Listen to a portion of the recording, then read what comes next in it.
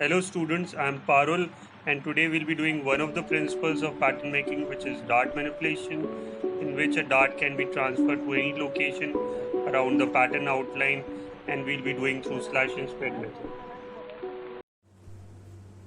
So in dart manipulation, one of the technique is slash and spread method, where we shift any one dart or multiple darts to the other location of the pattern outline.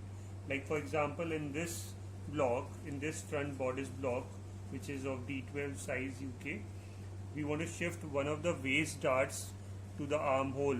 So then what we do in this is we kind of the new position which is there on the armhole, let's say mid armhole, we join that to the apex point, and then from the apex point we join the dart vanishing point which is already there. And in slash and spread method, what do? Is we take a scissor and we slash it from this side till the apex point, and from the dart vanishing point we slash it till the apex point. So what happens is we kind of this darts get shifted over the waist. Can you see in this the dart is shifting, and with the this is also called the slash and spread technique, where there is a slash which has happened from the armhole where the new location is happening, and the waist is getting closed. So it was like this when we slashed it till the apex point.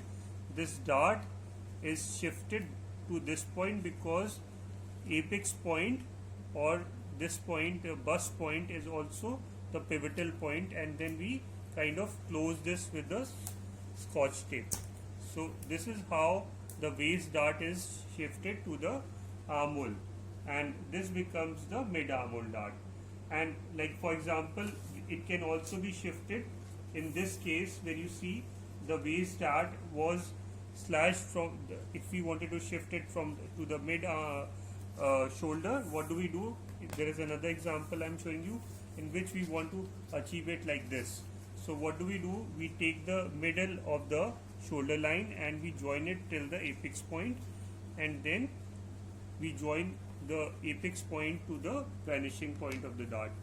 So what we do in this is, you can see we'll slash it from the shoulder point to the apex point the same way we have done in the armhole, and we kind of close it from the this waist dart till the apex point. And what happens is, can you see the dart is now moving, and we can shift the waist dart till this part, and there is a new dart which is opened at the shoulder.